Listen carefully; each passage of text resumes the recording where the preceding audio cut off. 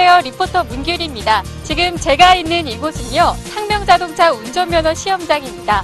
최근에 다문화 가정이나 외국인 이민자분들이 운전면허에 관심이 많은데요. 이 운전면허 어떻게 생각하면 참 쉬운데 또 어떻게 생각하면 굉장히 어렵잖아요. 하지만 너무 걱정하실 필요 없습니다. 지금부터 저와 함께 이 운전면허를 쉽게 취득할 수 있는 방법들에 대해서 배워보겠습니다. 자, 학과 시험에 대해서 여러분에게 강의할 상명학원자동차 강사 김찬일입니다. 면허시험 보는 요령이 있어요.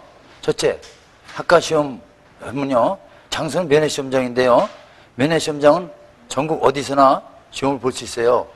그 다음에 진행 내용은요, 학과 시험은요, 첫째, 학과 안전교육 1시간을 받아야 되는데요. 그리고 신체검사를 받아야 하고, 다음에 학과 시험에 응시하게 되는데요. 응시과목은요, 하루에 2번 정도 있어요. 10시에 가시면 되고요. 또 오후에는 한 2시 가시면 시험 볼 수 있게 되겠습니다. 그리고 비용은요, 11,000원이 드는데, 안전교육은요, 무료예요. 그리고 신체검사는 5,000원, 그 다음에 학과 응시는 6,000원인데, 그래서 총 11,000원이 듭니다. 그리고 응시할 수 있는 언어는요, 우리 한국어도 볼 수 있고, 그리고 외국 사람들은요, 시험을 볼 수 있는데, 영어, 그 다음에 베트남, 그 다음에 중국어, 일본어, 태국어, 그 다음에 인도네시아, 이렇게 여러 가지, 6가지를 볼 수 있습니다. 그리고 준비할 물건은요, 명함판 사진 석 장, 그 다음에 신분증, 그 다음에 응시료 11,000원이겠죠. 그리고요, 학과를 그대로 걸고 학과 시험을 보는데요, 이제 여러 가지가 있는데, 총 문제가 40문제가 나와요. 40문제 나오는데, 40문제 중에서 문장형이 22개, 그 다음에 그림형이 18문제가 나와서 총 40문제가 나오는데요. 그 문제 중에서 하나를 물어보는 단답형은 2점, 그 다음에 2가지를 물어보는 거는 3점, 그 다음에 또 3가지 물어보는 또 동영상 문제가 있어요. 이건 5점이에요. 이게 총 100점이에요. 그래서 여러분들이 문장형을 22개를 보는데, 특히 그림 문제는요, 그 그림 문제는 여러분들이 외우는 게 아니에요. 좀 이해하는 거예요. 이해하는 거는요, 앞지리가 뭔가, 또 그 차의 왼쪽을 지나가는 것이라고 여러분들이 찍어 주시는데, 특히 진로 변경에 대해서 아주 잘 나와요. 많이 나와요. 진로 변경은요, 그 지점에 이르기 전, 교차로 이르기 전에 30m 후방부터 깜빡이를 켜줘야 돼요. 이것이 이제 진로 변경 요령인데, 그리고 있잖아요, 일반 도로에서는 30m, 그리고 고속도로에서는요, 100m부터 깜빡이를 켜주는 요령이 있습니다. 그리고 그 다음에는요, 차에 그 수신호가 나와요. 수신호는 6가지가 있는데, 첫째 뭐냐면요, 좌회전, 2번째는 우회전, 그 다음에 3번째는 정지, 4번째는 후진, 5번째는 앞질기지, 6번째는 서행이에요. 근데 문제가 자주 나오는 건요, 좌회전하고 우회전이 제일 많이 나와요. 그 다음에, 자, 좌회전은 어떻게 했냐면요, 자, 쭉, 이렇게, 쭉 폈다. 이게 좌회전 신호고요. 근데 우회전은 이렇게 수직으로 구부리는 걸 우회전이에요. 그 다음에 주차와 정차. 주차는 뭐냐? 정차는 뭐냐고 나오는데, 그럼 주차는 뭐냐면요, 주차는 5분이 지나서 가는 걸 주차라고, 5분 이내, 그러니까 2분, 3분 있다가 떠나는 것을 정차라고 그래요. 자, 아셨죠? 그 다음에, 그래서 주차는요, 계속 주차하고 있다. 그 다음에, 즉시 떠나지 못하는 상태에 있다. 이것을 주차라고 합니다. 그 다음에, 운전면허증이 결격사에 있어요. 결격사에는요, 만 18세 미만은요, 면허증을 못 받아요. 그 다음에, 다음은 정신질환자. 그 다음에, 듣지 못하는 사람은요, 1점은 못 봐요. 2점은 돼요. 그 다음에 양팔이 관절 이상이 있는 사람, 이거 볼 수 없어요.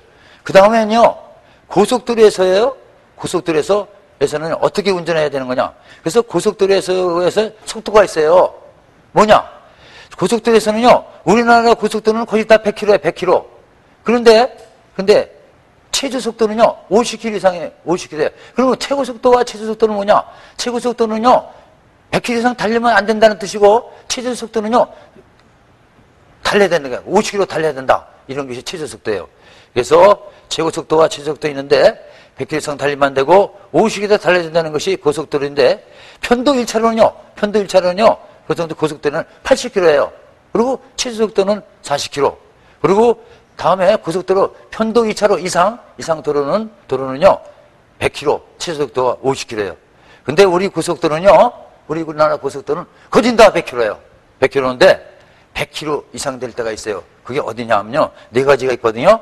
그게 최고속도가 120에서 대략 네 가지가 있는데 경부고속도로, 그 다음에 서해안 고속도로, 그 다음에 중부고속도로, 그 다음에 제2중부고속도로가 이게 110km짜리예요. 근데 이 110km짜리인데 제주속도는요 60km예요. 근데 되게 말이죠. 우리 제주속도는요 그 속도의 반이에요. 그러니까 100km니까 50km. 그 다음에 110km는요 반이 55죠. 근데 55는 아니에요. 55는 아니고 공이 붙어야 돼. 그래서 60km예요. 60km. 그래서 고속도로에서는 서해안 고속도로, 경부고속도로, 중부고속도로, 또 제2중부고속도로가 110km다.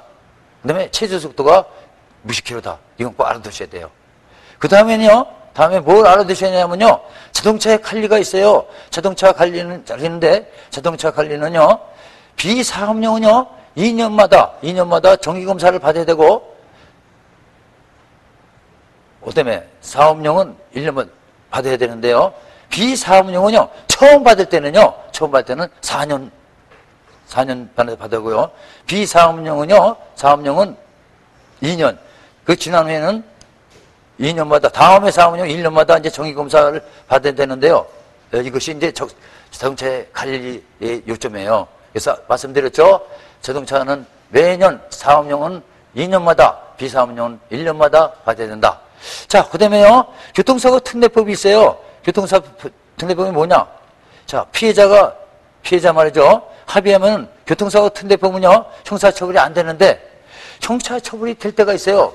그거는요, 교통사고 특례법에 제외가 되는 건데, 그게 첫째 뭐냐? 사망사고. 사람을 죽였다든가. 그 다음에 두 번째는 뭐냐면요, 뺑소니 쳤어요. 사고 나면 또 운전 처리를 하잖아요. 뺑소니 쳤어요. 그 다음에 11개 항목이 있어요. 교통사고 특례법에 11개 항목이 있는데, 첫 번째 뭐냐면요, 중앙선 침범. 이게 중앙선 침범이 더 중요해요. 그 다음에 두 번째, 신호위반. 다음에 속도 위반이 있는데요. 이 속도 위반은요, 20km를 초과돼야 돼요. 20km를 초과하지 않으면 형사건이 안 돼요. 그러니까 예를 들어서 15km를 위반했다. 19km를 위반했다. 그러면 형사처벌이 안 되는 거예요. 그래서 예를 들어서 100km니까 120km 넘었다. 그럼 형사처벌이 되는 거예요. 그 다음에 세 번째, 앞지르기 방법. 앞지르기 방법은요, 앞지르기는 어떻게 해냐고 저번에 말씀드렸죠? 그 왼쪽으로 돌아가야 되는데, 오른쪽으로 앞지렀다. 그러면 앞지르기 방법 위반이에요. 그래서 형사처벌이 되고요. 또 사고는요, 물적 피해. 그냥 물건만 때려부신 거. 이걸 물적 피해거든요? 그럴 때는, 사람을 피할 때는 그때 형사입건이 되지 않고요. 뭐냐면요, 철길 건너면, 또 철길 건너면 별로 없죠. 근데 이 철길 건너면요, 형사입건이 돼요. 그래서 무조건 형사이 되는데, 그 다음에 뭐냐면요, 보도침범. 이렇게 지나가는데, 이렇게 가는데 사람을 쳤다. 그러면 이건 형사건이에요. 다음에 횡단보도를 지나가는데 사람을 쳤다. 그러면 이게 형사건이 되는 거죠. 그 다음에 무면허. 그러니까 정지 처분이 있는 사람이 운전면허를 했다. 그 무면허예요. 그 무면허한 사람은 또 형사처벌이 돼요. 그리고요, 그 다음에 뭐냐면요, 음주운전한 사람, 이거 먹고 사람을 쳤다. 그러면 형사입건이 되는 거예요. 무조건 형사죠. 그 다음에 마지막으로요, 어린이 보호구역은요, 30km 이상 천천히 서행을 해야 되는데, 그냥 속도 위반해서 어린이를 쳤어요. 그러면 형사처벌이 돼요. 그 다음에 이 교통사고 특례법이 아주 시험에 잘 나오고요.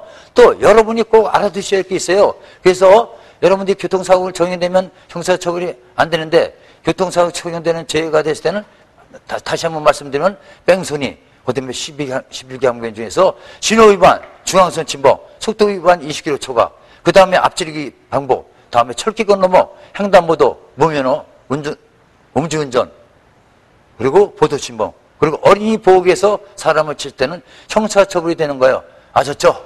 자, 그리고요, 이것이 요점 정리이고요.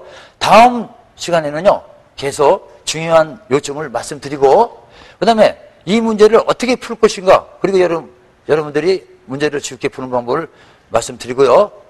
그러면 다음 시간은 여러분과 또 하고요. 여러분들이 또 합격을 할 수 있도록 여러분들에게 지도를 하겠습니다.